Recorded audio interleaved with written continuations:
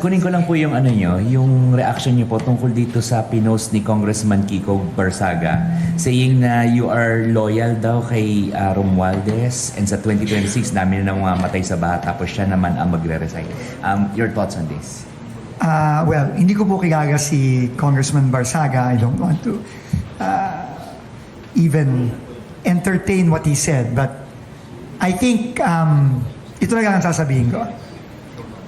Our actions will define what he just said. Hindi ako pupunta dito sa i-deny ko, whatever. Hindi na lang. Hintayin nyo na lang siguro yung mga aksyon na gagawin natin sa mga susunod na araw, susunod na linggo. And I think the people will judge us by our actions.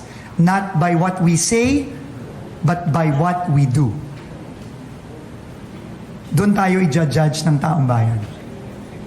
At uulitin ko, sinabi ng Pangulo, walang kamag-anak, walang kaibigan, walang kaalyado.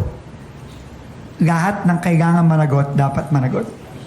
And our actions in the next few weeks, I think, will allow the people to judge us whether meron ba tayong sinasanto o wala.